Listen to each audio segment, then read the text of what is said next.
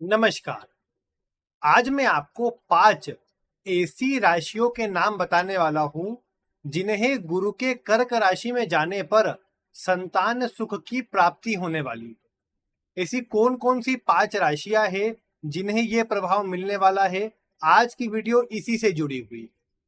मैं आपको वैसे तो पूरी 12 राशियों के लिए प्रभाव बताऊंगा, लेकिन पहले बताऊंगा उन 5 राशियों के नाम जिनके लिए प्रभाव जो है वो ज्यादा बनने वाले हैं और गुरु के कर्क राशि में बनने वाले हैं। अब जब गुरु कर्क राशि में जाएंगे, कब जाएंगे, तो मैं आपको बता दूं 2 जून 2026 को गुरु कर्क राशि में चले जाएंगे। यहाँ गुरु बलवान रहेंगे तो संतान का सुख देने का काम करेंगे। और कब तक रहेंगे, तो 31 अक्टूबर तक रहेंगे।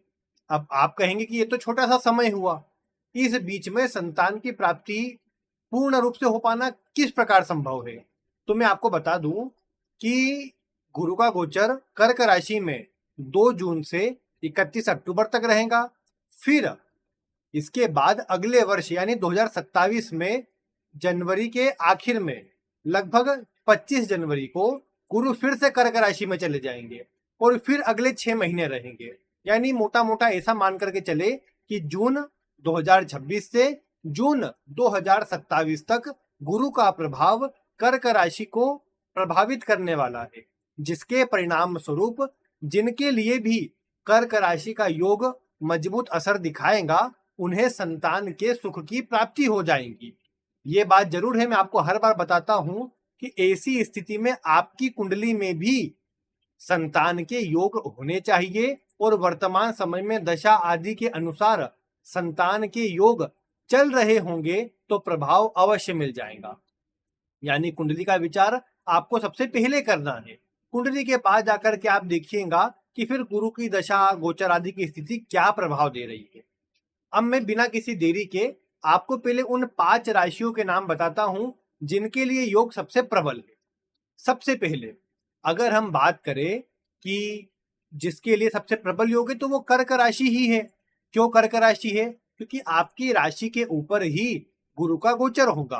राशि पर होने वाला गोचर पंचम भाव को प्रभावित करता है, पंचम भाव को एक्टिवेट करता है, जिसके परिणाम स्वरूप संतान सुख के प्रबल योग ये आपके गुरु का गोचर बनाने वाला है।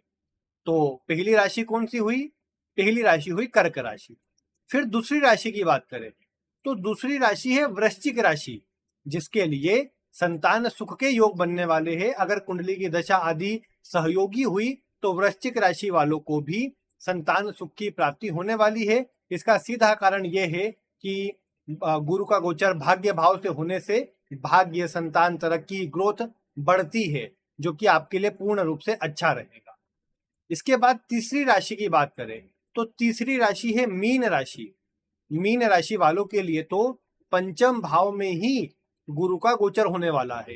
ये पंचम भाव जो होता है ये संतान से जुड़ा भाव होता है और यहीं पर गुरु का गोचर हो जाना संतान से जुड़े प्रबल योग बनाएगा, जो कि श्रेष्ठ रहेगा, शुभ रहेगा। और ऐसी स्थिति में मीन राशि वालों के लिए भी पूरे 1 वर्ष के लिए संतान सुख के योग प्रबलता से बनेंगे, मजबूत बनेंगे। इसके बाद अगली राशि की बात करें जो कि चौथी राशि है, तो चौथी राशि जिसके लिए अच्छे योग बनने वाले हैं वो राशि बनती है कन्या राशि। क्यों कन्या राशि? क्योंकि कन्या राशि वालों के लिए गुरु का जो गोचर है वो 11वें भाव में, लाभ भाव में होगा। और लाभ भाव के गुरु पंचम भाव को तो देखेंगे ही, लेकिन एक कारण ये भी है कि आपकी इच्छाओं को पूरा करने का काम करेंगे। आपके ये बोल सकता हूं मैं कि मन की जो मनोकामना है उनको पूर्ण करे। आपको संतान का सुख अगर चाहिए तो संतान का सुख दिलाए, ऐसी स्थितियां ये गुरु बनाने वाले हैं। इसीलिए ये कहना कि ये गुरु का गोचर संतान का सुख देगा ये बिल्कुल गलत नहीं है। आपके लिए अच्छे योग बनाएगा, संतान सुख दिलाएगा, और अगर अच्छे योग आपकी कुंडली में भी हुए तो आपको पूर्ण रूप से प्रभाव जरूर मिल जाएगा। अब 5वीं राशि और अंतिम राशि की बात करें जिसके लिए प्रबल योग बनने वाले हैं गुरु के गोचर से, तो वो राशि बनती है यहाँ पर वृषभ राशि। वृषभ राशि वालों के लिए गुरु का गोचर होने वाला है कुंडली के तीसरे भाव से। अब तीसरे के गुरु पंचम से कनेक्शन नहीं बनाते हैं, लेकिन भाग्य भाव को देखेंगे जो 5वें से 5वां होता है। और ज्योतिष का सिद्धांत कहता है कि ऐसे व्यक्ति ऐसी स्थिति में जब गुरु पंचम से भी संबंध बना ले तो संतान के सुख देने में कारगर होते हैं, सिद्ध होते हैं। और अपने प्रभाव जरूर देते हैं। ये जरूर है कि दशा और आपकी कुंडली की ग्रह अवस्था सहयोगी होना चाहिए, क्योंकि संतान किसी एक का विषय तो है नहीं। मान लो पति की कुंडली में है, पत्नी के नहीं है, पत्नी के है, पति के नहीं है, तो दोनों की कुंडली का विचार जब कर लेंगे, दशा आदि का विचार कर लेंगे, तो आपको प्रभाव सटीक मिल जाएगा। आप ये पाएंगे कि आपको जो प्रभाव है संतान से जुड़ा वो अवश्य प्राप्त हो जाएगा। तो ये तो स्थितियां हुई किसकी, यहाँ पर गुरु के गोचर से 5 राशियों की, जिनके लिए प्रबल योग बनने वाले हैं। अब एक एक करके अन्य राशियों की बात करते हैं। मेष राशि की बात करते हैं। मेष राशि वालों के लिए गुरु का गोचर चतुर्थ भाव में होगा। चतुर्थ के गुरु इतने प्रबल नहीं होते संतान के लिए। ये निश्चित रूप से अगले वर्ष आपके लिए योग बनाएंगे, लेकिन इस वर्ष उतने प्रबल नहीं है। और कहीं ना कहीं ये समय वैसे पारिवारिक उन्नति के लिए, घर की ग्रोथ के लिए, अच्छे सफलता के लिए बढ़िया है, लेकिन संतान के लिए उतना अच्छा नहीं। तो वृषभ वालों को मतलब मेष वालों को कम प्रभाव मिलेगा। मिथुन राशि वालों को इस समय पर दूसरे भाव से गुरु गोचर करेंगे। अब दूसरा भाव कुटुंब का होता है। कई बार गुरु कुटुंब में वृद्धि करते हैं, लेकिन मैंने कई बार देखा दूसरे भाव से गोचर कर रहे गुरु घर परिवार में किसी अन्य को संतान का सुख दिला सकते हैं, अन्य का विवाह करवा सकते हैं, जिसमें कुटुंब में वृद्धि हो जाए, कुटुंब आपका बढ़ जाए, ऐसा संभव है। लेकिन आपको संतान का सुख मिले, उसके योग कम कहे जाएंगे। हाँ, अगर पति की या पत्नी की पहले बताई हुई 5 राशियां है और आपकी मिथुन राशि है, तो आपको प्रभाव जरूर मिल सकता है। ऐसी स्थिति में गुरु आपको सहयोगी प्रभाव देंगे और आपको प्रभाव जरूर मिल पाएगा। इसके बाद अगर हम अगली राशि यानी सिंह राशि की बात करें, तो उसके लिए तो गोचर 12वें भाव में है। 12वें भाव के गुरु संतान के उतने प्रबल योग नहीं बनाते, या लगभग न के बराबर योग बनाते हैं। ऐसी स्थिति में ये बोलना कि संतान का सुख मिल पाएगा, ये उतना सही नजर नहीं आता। इसलिए सिंह राशि अगर आपकी है, तो आपको कम से कम मैं बोलूंगा कि 1 वर्ष का इंतजार करना पड़ेगा। संतान का सुख आपको अगले वर्ष में मिल पाए, उसके प्रबल योग बनेंगे, लेकिन इस वर्ष में उतनी कोई प्रबल स्थिति आपके लिए नहीं बनती है संतान के सुख से जुड़ी हुई। बात अगर अगली राशि यानी तुला राशि की करें, तो तुला राशि वालों के लिए जो योग बनेंगे वो कम ही बनेंगे। क्यों कम बनेंगे? कि गुरु का गोचर दशम भाव में होने वाला है, जो बड़े परिवर्तनों को, बड़े बदलावों को जन्म देने वाला है। ऐसी स्थिति में आपको नए स्थानों से जुड़े, नए लोगों से जुड़े बहुत संभव है। लेकिन ये बोलना कि ये समय आपके लिए ऐसा है कि जो संतान का सुख दिलाएगा, ये सही नजर नहीं आता। क्योंकि पंचम भाव से गुरु का प्रभाव बहुत मजबूत नहीं बनता है, और गुरु का प्रभाव पंचम भाव से मजबूत नहीं बनता है का मतलब यही है कि इस समय पर संतान का प्रभाव अच्छा न देखने को मिले, संतान सुख के योग न बन पाए। अगले वर्ष में जरूर बन पाएंगे, इस वर्ष में कम प्रभाव रहेगा, ऐसा आपको देखने को मिलेगा। अब अगर बात अगली राशि यानी धनु राशि की करें, तो धनु राशि वालों के लिए अष्टम भाव में गोचर होने वाला है। अब अष्टम में गोचर वैसे गुरु का खराब नहीं है आपके लिए, लेकिन थोड़ा कार्यों में देरी कराने वाला है, मेहनत को बढ़ाने वाला है। लेकिन मैं ये बोल सकता हूं कि ये गुरु आपको संतान का सुख तब दे सकते हैं जब मैंने जो शुरू की 5 राशियां बताई वो आपके जीवन साथी की राशि हो, और आपकी राशि अगर धनु भी हुई तो आपको प्रभाव मिल सकता है, तो आपको अच्छा परिणाम मिल सकता है। और फिर आपको देखने को मिलेगा कि संतान से जुड़े जो योग है वो आपके प्रबल बन जाए, अच्छे बन जाए, और आपके सोचे गए कार्यों को ये पूर्ण करवा दे। बाकी अकेले आपके उस पर देखे तो योग कम है और उतना प्रबल प्रभाव नहीं है। अगले वर्ष में फिर भी योग बन जाए, इस वर्ष उतने प्रबल योग नहीं है आपके लिए।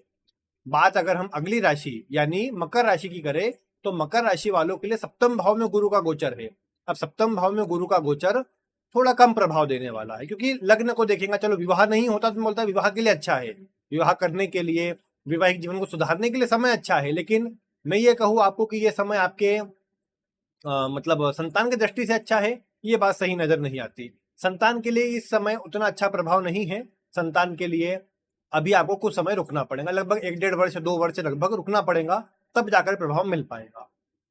अगली राशि की बात करें और अंतिम राशि की बात करें, तो वो है कुंभ राशि। कुंभ राशि वालों के लिए गुरु का गोचर छठे भाव में होने वाला है। इससे आपके योग उतने प्रबल नहीं बनते। ये समय नौकरी में, करियर में तरक्की के लिए, धन लाभ कमाने के लिए अच्छा है, सुखों में वृद्धि के लिए अच्छा है, किंतु ये समय आपके संतान की दृष्टि से उतना अच्छा नहीं है। संतान के लिए रुकावट या देरी का सामना करना पड़े, ये बात देखी जा सकती है। इसीलिए अगर आप कुंभ राशि वाले हैं तो आपको थोड़ा संतान की दृष्टि से रुकना पड़ेगा। संतान का प्रभाव इस समय आपको न मिल पाए, देरी हो, ये बातें देखने को मिलेंगी जो आपके लिए प्रबल प्रभाव दर्शाती है। तो ये प्रभाव है मेष से मीन। देखो सारी राशियां मैंने कवर कर ली, 5 राशि पहले और बाद में 7 राशि मिलाकर पूरी 12 राशियां मैंने आपको प्रभाव में बता दी। आप इसके अनुसार अपने समय को देखिए, कब आपके लिए समय आ रहा है। बाकी मैं ये कहूंगा कि विवाह और संतान ये गुरु के प्रभाव में जरूर आती है, लेकिन इसके लिए आपकी कुंडली के ग्रह योग और कुछ उपाय की आवश्यकता जरूर कई बार पड़ जाती है। उपाय की दृष्टि से गुरु को बलवान करना अच्छा होता है, और जिनके लिए योग बन रहे हैं, जिनके लिए नहीं बन रहे, उनको एक ही सलाह दूंगा मैं कि गुरुवार का व्रत करें, केले के पौधा घर में लगाए, उसकी पूजा करें और हल्दी मिला हुआ पानी उसमें अर्पित करें, नहाने के पानी में थोड़ी हल्दी मिला करके नहाए। ये कुछ काम आप करिए तो अच्छा रहेगा। गाय को चने की दाल आदि खिलाना भी आपको सकारात्मक प्रभाव देगा। विशेषकर जिनको संतान की कामना है उनको विशेष रूप से गाय को हरा चारा खिलाना, गाय को चने की दाल खिलाना गुड़ मिला करके बहुत अच्छा रहता है। इससे अच्छे प्रभाव मिलते हैं, संतान का सुख भी मिलेगा और अच्छा परिणाम भी मिलेगा, ये देखने को मिल जाएगा आपको। तो ये स्थिति आपके लिए। बाकी आपकी राशि आदि अनुसार कोई जानकारी आपको चाहिए तो आप वीडियो में कमेंट करिए, या जो नंबर आपको बार बार दिखता है उस पर आप व्हाट्सअप करिए। बाकी आज की वीडियो में इतना ही। वीडियो देखने के लिए आपका बहुत बहुत धन्यवाद।